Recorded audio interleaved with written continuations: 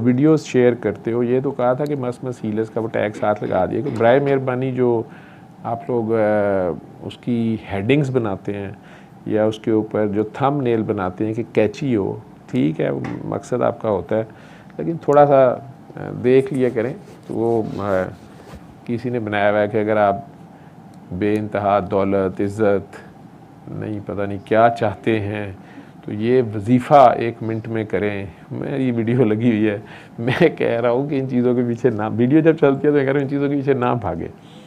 और अली हक वाली शायद दुआ है तो वो 5 बार कर लें, फिर वो नीचे लोग शुरू आ जाते हैं कि ये शिया है सुन्नी है या क्या है या क्या नहीं, अजीब गरीब बहस। लेकिन बहरहाल मैंने वही कहा ना कि हर एक की जिसकी पहुँच जहाँ तलक उसके लिए वहीं पे तू, हर एक की अपना एंगल है। लेकिन थोड़ा ये हाथ थोड़ा रखा करो।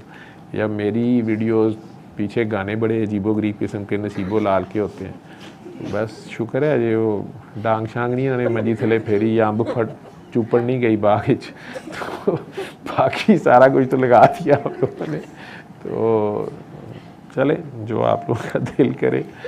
मैं 4-5 चीज़ें कुछ इम्पॉर्टेंट थी जो भूल जाता हूँ या कुछ बार बार रह जाती हैं बात करने से।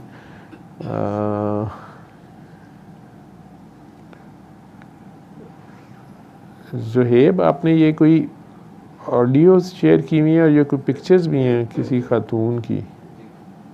ये 2 पिक्चर्स हैं डिफरेंट, एक ये है, ये एक ही खातून है और ये कौन है? ये कैंसर पेशेंट हैं क्योर। अच्छा, ये इमरान ने टेस्टिमनी शेयर की हुई है? हाँ जी, ये इंडिया से कोई कैंसर पेशेंट है, वो क्योर हुई हैं, तो उन्होंने अपने टेस्टिमोनियल रिकॉर्ड करके भेजा। और एक बिफोर है और एक बिफोर थेरेपी है और एक आफ्टर थेरेपी। तो वो अपनी वीडियो बना के भेज देती हैं, साथ पिक्चर भेज दी है और ऑडियो भेज दी है। जी ऑडियो। तो जी अस्सलाम वालेकुम। अस्सलाम वालेकुम सर जी अभी आप बात कर रहे थे वो कैची टाइटल का ना, जी जी तो मैं चाह रही थी कि आप ये ऑन एयर एक बात डिस्कस कर लेंगे सर कि एक साहब है, मैं उनका नाम नहीं लेती, तो उन्होंने ना बाबा के हवाले से ना एक बड़ी स्टोरी थी ना इसी तरह की लिखी हुई थी कि बाबा जो थे वो, मेरा ख्याल है कि जिस वक्त वो हीरा मंडी में थे उस वक्त की बात है ना, तो कोई तवाइफ थी जिसकी आगे से औलाद पैदा हुई, वो तवाइफ जो थी बाबा की मुरीद नहीं थी, और वो उसकी आगे जो औलाद बेटी पैदा हुई मैंने उसको शहर चिटाया, वो पढ़ लिख गई, लेकिन उसके नसीब में भी आगे से यही आया तवाइफ होना, ठीक है। और उसने ये बताया कि उस बंदे की कहानी लिखी हुई थी, वो प्रॉमिस भी है मेरे ख्याल में कि जी वो जो तवाइफ साहिबा हैं उन्होंने मुझे पीर काकीटार के बारे में बताया कि मुझे 2 लफ्जों का एक वजीफा दिया था, ठीक है, या अगीसनी या सतारू का, जिससे आज मैं इतना कमा रही हूँ कि एक दिन में मैं इतना कमा लेती हूँ जितना 22वें ग्रेड का अफसर।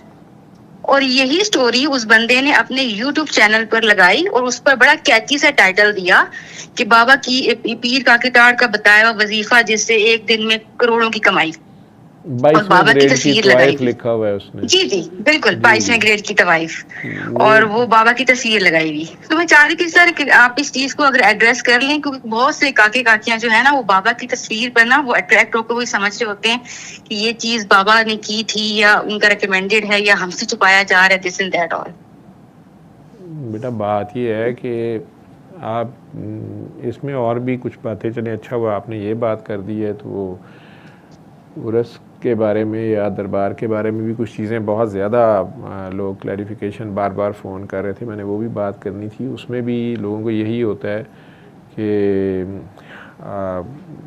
चले वो मैं बाद में बात करता हूँ। तो ये जो तहरीर है ये मेरी नज़र से भी गुज़री है, मैंने हाथ छोड़ा था। बेटा बात यह है कि पीर काकी सरकार या पीर काकी ताड़ या सिर्फ़ पीर काकी या काकियाँ वाली सरकार, जो भी नाम दुनिया देती जा रही है या कहती जा रही है या हैं भी, ये असल में इस वक्त सोशल मीडिया पे ट्रेंड्स हैं। स्पेशली जब रम्ज़ मैंने किया है 2017 में, उसके बाद से ये तेज़ी से सोशल मीडिया पे ये सारा कुछ चलना शुरू हुआ। बाबा जी की जो भी लाइव स्टोरी वहाँ शेयर हुई थी, फिर वो आगे क्लिप्स गए, वो सारा कुछ था। वैसे मैं 2000 मेरा ख्याल है 6-7 से जब से फेसबुक है तो मेरे वो पेजेस थे बाबा काकी, और मैं अभी भी होगा, मैं उसे देखता कम ही हूँ, तो टाइम नहीं मिलता या सूरह रहमान के हवाले से। उसमें मेरी तहरीरें थी, कुछ लिटरेरी तहरीरें थी, चूँकि मैं प्रोज़ लिखता हूँ, जिसकी वजह से फिर मैंने बाबा जी के दौर में लिखना छोड़ा था। फिर उन्होंने डांटा कि नहीं लिखा करो, लेकिन अब टाइम नहीं मिलता, तो वो कहते रहते ये मेरे पे किताब लिखेगा। मैं शायद ऑडियो विजुअल की फॉर्म में ही शायद लिखी गई है या क्या है, लेकिन वैसे भी लिखने का इरादा है। अगर ज़िंदगी ने मुझे मौका दिया या रिटायरमेंट के बाद शायद बैठ के वो करूँगा, लेकिन वो तहरीरें मुख्तलिफ मेरी उसमें मौजूद हैं। तो कई बार मैं यूट्यूब पे बाबा जी की पिक्चर देखता हूँ या कोई हेडिंग ऐसी देखता हूँ कि मैं कहता हूँ ये किसने क्या है, तो मैं देखता हूँ तो वो मेरी एज सच तहरीर को कोई बोल रहा होता है और उसको अपने नाम से कॉलम लिखा होता है या वीलॉग किया होता है, एज सच वो सारे जो वो लिटरेरी टच थे उसमें वो भी बोले होते हैं। तो मैं हाथ छोड़ता हूँ कि चलो एक पैगाम है, जाना है। मैं इसे क्लेम करता ही नहीं हूँ, ना मुझे शायरों की तरह होता है कि ये मेरा मिसरा है जी, मैंने नहीं करना। लेकिन जहाँ तक इन चीज़ों को अपनी क्लिक्स ज़्यादा करने के लिए, वो क्या होते हैं, लाइक्स ज़्यादा करने के लिए, कमर्शियल रिव्यूज़ करने के लिए, तो जो भी कर रहे हैं, मैंने पहले भी एक बार मिसाल दी थी कि बाबा जी वहाँ हीरा मंडी में तो जब बैठे होते थे, ये या सितारो या गसनी, शायद वो साहब ख़ुद, चूँकि जो कुछ वो करते हैं, आप कह रही हैं कि शायद सितारों का इल्म या पामिस्ट हैं या जो भी करते हैं, तो इसी तरह लोगों को बताते भी होंगे। हो सकता है उन्हें इसकी इजाज़त भी हो या कुछ। तो बाबा जी अली हक तो बहुत कम लोगों को इजाज़त देते थे या कहते थे, हर बंदे का ये होता नहीं हर एक के लिए, और उल्टा दो धारी तलवार है, दोनों तरफ ही फिर काम हो जाता है। लेकिन असल मैसेज था सूरह रहमान और 3 बार अल्लाह पानी। जी। आज बल्कि इससे रिलेटेड किसी ने एक क्वेश्चन भेजा हुआ है, शायद अमेरिका से है, कि मेरे लिम्स एम्पुटेट हो गए हैं, क्या सूरह रहमान सुनने से जो मेरी टांगें या बाजू कट गए हैं वो दोबारा नए उगाएंगे, और मेरे किसी के चेहरे पे किसी ने तेज़ाब फेंक दिया था तो क्या वो सारा चेहरा दोबारा से नया हो जाएगा। तो इस तरह के सवालात लोगों के माइंड में आते भी हैं, सोचते भी हैं, और कई पागल, उन्हें जब इस तरह पूछा जाता है तो वो आगे से पूरे धड़ल्ले से कहते हैं हाँ बिल्कुल हो सकता है। तो बहस शुरू हो जाती है, ठट्ठा शुरू हो जाता है। वो सारी चीज़ें अपनी जगह, ये सारा इसमें होता है। जहाँ तक बाबा जी के दौर की एक मुझे बात याद है कि बाबा जी के पास एक बंदा शिकायत लेके आया कि बाबा जी उधर से आओ। तो उन्होंने आके हमारे सामने ही मेयर कामरान थे, तो किसी ने शिकायत की कि शायद धर्मपुरा में या मुगलपुरा में कोई डॉक्टर साहब हैं, और ये सीडी जो जैतून प्लाज़ा में हाल रोड पे एक होलसेल सीडी की मार्केट होती थी, तो वहाँ पे एक काका था जिसकी वालदा का लिवर का कैंसर ठीक हुआ था। जब उसे डॉक्टरों ने जवाब दे दिया था तो वो सूरह रहमान सुन के शिफायाब हुए। तो वो बच्चा जो था उसने अपनी ही जितनी उसको समझ आई उसमें वो तरीका उसने सूरह रहमान सुनने का लिख के उसे प्रिंट करके, और वो सीडी वो यानी ख़ुद वो होलसेल काम करता था, तो सूरह रहमान की सीडियों की छोटे से मोमी लिफाफे का यानी वो इन्वेलप सा होता था, 30 रुपए की सीडी उस वक्त वो आती थी। तो वो उसने बैठी रही, मैंने आपको नहीं कुछ कहा जी। तो वो ये लेट आने वालों को कई बार वो सज़ा होती है या कुछ होता है, वो उनको बाद में कार्रवाई शो कर रहे होते हैं कि हम बहुत ताबेदार और बड़े डिसेंट हैं, पीछे ही बैठ गए थे और वो ये वो, तो उनके लिए होता है। जो आगे आते जाते हैं ना तो वो डंडा सख्त होता जाता है। खैर, तो वो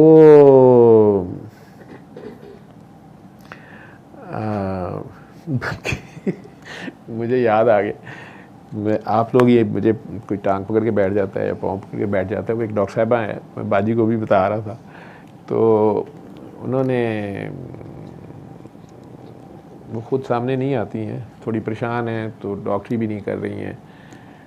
बच्चे कई ऐसे होते हैं अपने आप में फंस जाते हैं, शादी नहीं करनी, ये नहीं करना, वो नहीं करना। मेरे क्लिनिक पे आई 2-4 बार, अल्लाह का शुक्र है काफ़ी बेहतर हुई हैं। वो जो फुट मसाजर्स होते हैं, काफ़ी बड़ी मशीन सी एक जो है ना, वो छोड़ गई। खुरम ने मुझे कहा कि ये पता नहीं कौन, ये डॉक्टर साहब एक हैं, तो वो क्या छोड़ गई मुझे नहीं पता, ये डब्बा है बहुत बड़ा। मैंने कहा यार ये तू रिसीव ही ना किया कर, या मुझे क्या पता इसमें क्या है। खैर, टू कट इट शॉर्ट, बेगम साहबा ने मुझे अगले दिन, उस दिन तो वो वहीं रहा, या 2-4 दिन हो गए, मुझे भी भूल गया। तो बेगम साहबा ने एकदम कहीं ऊपर स्टोर रूम में या कहीं सारी घर में सफाइयाँ कुछ हुई, क्या हुआ। उन्होंने कहा जी ये आपके क्लिनिक के फ़ोल्डर्स, ये आपके ग्लासेस, डिस्पोजेबल, पहले सामान घर पड़ा होता था, तो ये उठाएं अपने, वहाँ आपके पास जगह है, ये ले जाएं। गाड़ी में डाल दिया उन्होंने। मैं आके खुरम को कहा, मैं कि यार ये चीज़ें निकाल ले, ये घर में पड़ी थी। वो कहते अपना सामान वहाँ रखें। वापसी भी मैं गाड़ी में बैठने लगा रात को, तो मेरी सीट फिर फुल। तो मैं कहा ये चीज़ें नहीं निकाली। कहता है जी उन्होंने को अपना सामान चुकन मेरे को जगह नहीं गई। तो मैं कि ये क्या है? कहता है ये सर वो जो कोई भी डब्बा शब्बा था मैंने इसमें रख दिया। मैं कि इसमें है क्या? कहता है जी वो मसाजर है, पता नहीं क्या फुट मसाजर है। तो मैंने रख दिया। तो वो बाद में मैंने उनके मैसेजेस देखे, तो उसी तरह के जज्बाती मैसेजेस थे कि सॉरी आपने गुस्ताखी ना फील की हो, शायद आपको पसंद ना आया हो, शायद मेरी औकात नहीं है। बच्चों के ये सारे जज्बाती मैसेजेस होते हैं। तो उसमें एक अच्छी सजेशन ये भी थी कि ये जो दुनिया एतराज़ करती है और ये काकियाँ काके आपके पाँव टांगें पकड़ने की कोशिश करते हैं, वैसे भी इस्लाम में ये अच्छी बात नहीं लगती। तो आपको जब टांगों में इतनी दर्द होती है तो आप दुआ सेशन में यही रख लें और सुबह तक इसी में टांगे आपको भी गुनाह नहीं होगा। और ये जो है ना, मैं उन्होंने की दसा कि किसी होरां नूं मौत पैंदी है, मेरा तो चक्कर ही कोई। तो मैं कहा चलो ठीक है भाई, सारे ज़बरदस्त समझदार है। तो मेरा तो वास्ता ही माशाल्लाह समझदारों से है। ये थे कुत्ते नहीं दुध पे पींदे, जरा ही चलाकी लाओ। बंदियां नूं कौन समझाए। तो बहरहाल तो बच्चा जी वो पोस्ट मेरी नज़र से भी किसी ने भेजी थी 22वें ग्रेड की तवाइफ, बल्कि वो एक मेरे दोस्त हैं 22वें ग्रेड के, उन्होंने मुझे भेज के कह दिया कि यार असी है पता नहीं क्लब च बैठे थे इस्लामाबाद में होते हैं। तो उन्होंने कहा यार सानू तो बख्श दो, सानू हुण तुसी गश्तियाँ बनाता है। मैं कहा यार मैंने नहीं लिखा ना, ये मेरा कोई लहजा है या मैंने ये लिखा है ना ऐसे कहा है। तो उसने कहा असी तो महसूस कर रहे हैं ना। मैं कहा यार तुसी महसूस कर रहे हो, जिसने लिखा है उसको पकड़ो, मुझे कहाँ से आपने ये मतलब मैं अब इसका क्या करूँ। उसने कहा यार लेकिन है दस वैसे असी आपस गल कर रहे सा, बड़े इंटरेस्ट से सारी बात करे, कहते हैं कि वैसे जो है असी भी वजीफा कर रही है। मैं कहा ये तवाइफों के लिए है, अब ये मुझे नहीं पता कौन सी ग्रेड की। आप तो 22वें ग्रेड के अफसर हैं, तो आपका तो वो मसला ही नहीं, आप ऑलरेडी रिज़्क़ हलाल हैं इबादत कर रहे हैं। और रिया साहब ने लिखवाया था फ़ोन पे शायद हसूल रिज़्क़ हलाल है इबादत है, तो वो नोटों पे लिखा रह गया, वो 1 रुपये का नोट ही नहीं बचा जो लिखा सी, मतलब नज़र ही नहीं आता। तो बहरहाल urdu.com से उन साहब का ताल्लुक है ना? urdu.com से है वो। फिर वो सोशल मीडिया है सारी, आपने भी पूरी रिसर्च कर मारी है। तो बहरहाल उन्होंने जो भी लिखा है, और बाबा जी का नाम यूज़ हो जाता है ना, जहाँ पर भी कोई सिर्फ सर्च पे पीर काकी लिखता ही है तो वो फिर सारा कुछ खुल जाता है। तो वो पोस्ट जो होती है वो बड़ी तेज़ी से सर्कुलेट हो जाती है या लाइक की जाती है या पॉपुलैरिटी में आ जाती है, जो भी कह लें। सारे अपनी ज़िम्मेदारी पे करते हैं। मैं वो बता रहा हूँ कि वो डॉक्टर साहब जो थे उनकी शिकायत मिली कि वो बच्चा जो फ्री सीडियाँ देता है, मतलब उसके पास पूरे पंजाब से लोग, होलसेल का कारोबार था उसका, गानों की या हर तरह की सीडियाँ लेने म्यूज़िक सेंटर वाले आते थे। तो वो साथ उन लोगों को पता नहीं 1000 सीडी जो ख़रीदता था उसे वो 100 सीडी सूरह रहमान की फ्री देता था। यानी उसकी अपनी ये थी कि ये वो अपने अपने सीडी सेंटर में लोगों को दें या करें, वो इस तरह से मैसेज फैला रहा था। तो वो आपकी तरह किसी काकी ने, जो बाबा जी की भी पुलिस है ना, तो वो पुलिस जो है वो बाबा जी के पास पहुँच गई शिकायत लेके कि बाबा जी ये हमारी गली में डॉक्टर साहब हैं, तो वो फ़ीस लेते हैं और उसमें ये सीडी के भी पैसे लेते हैं, सीडी वहाँ से वो फ्री लाते हैं। उसे पता था कि सीडी फ्री मिलती है।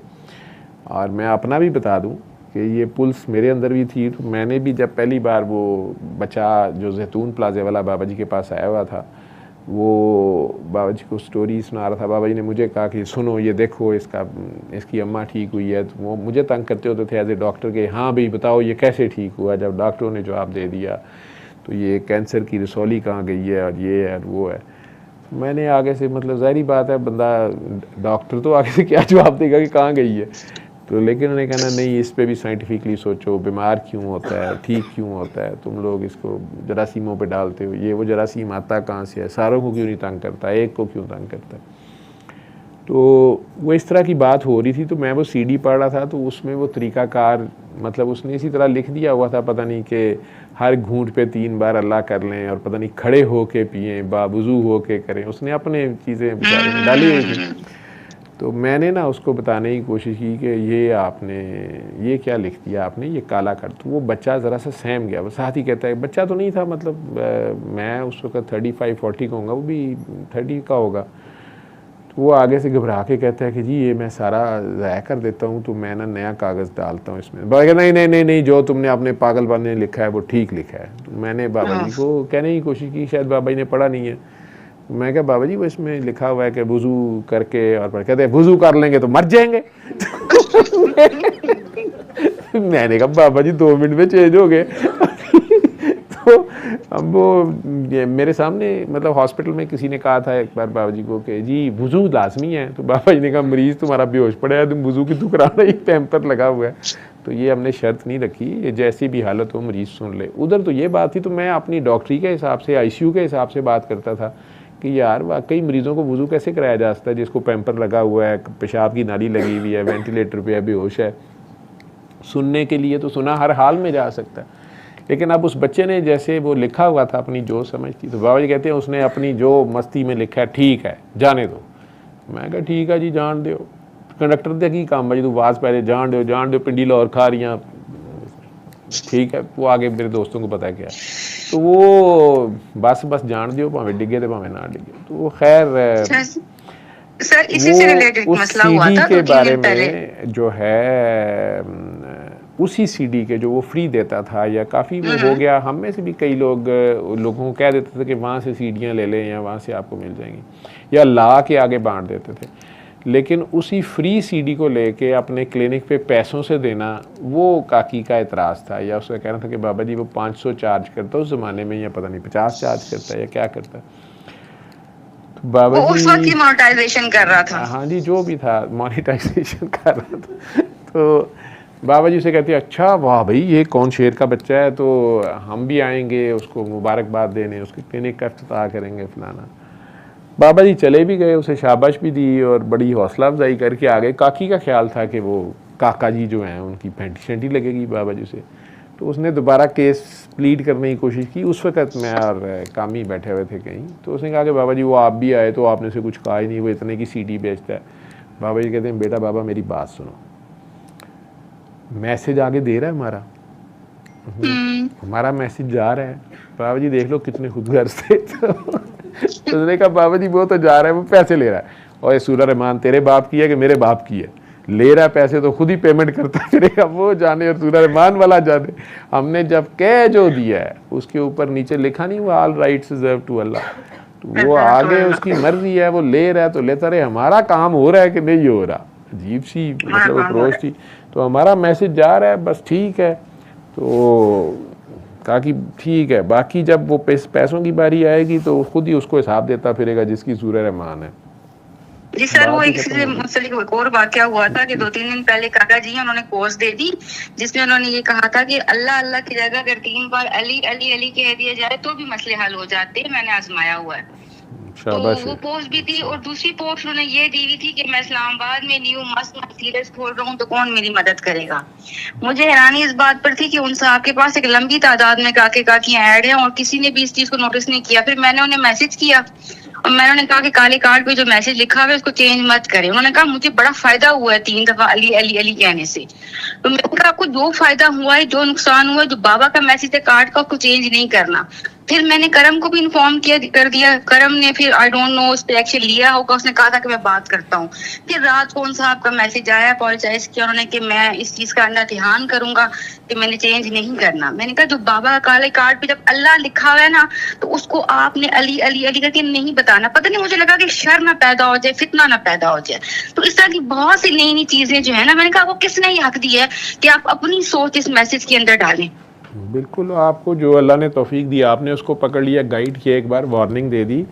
वैसे वो कह रहा है कि मुझे रिजल्ट मिला, रिजल्ट तो इसलिए मिलेगा कि अली भी अल्लाह का नाम है, अल्लाह के 99 नामों में से एक नाम अली है, अल अली। इतने सियाने बैठे भी नहीं है ना जो ये बात समझे। लेकिन वो नहीं बेटा वो सियाना है ही नहीं है ना, ये वो नज़र आ रहा है कि वो कोई कह लो कि अपने ही जज़ब में, अपनी धुन में, एक मस्ती में वो लगा हुआ है। उसका एक उसको समझ नहीं है, लेकिन उसको रिजल्ट मिल रहे हैं क्योंकि अल्लाह नीयत देखता है। ठीक है, जिस तरह मैं कह देता होता हूँ कि इश्क में अल्लाह किरदार नहीं देखता, ठीक है, इश्क में किरदार नहीं देखे जाते। बड़ा लंबा चौड़ा, आज अब पता नहीं, मैं वो पोस्ट ही ढूंढ रहा था बैठते हुए, तो किसी ने मुझे लेटर लिखा हुआ है कि अस्तगफिरुल्लाह, ये आप क्या फजूल बात करते हैं, या अगर बाबे ने भी कहा तो आपके बाबे ने गलत कहा।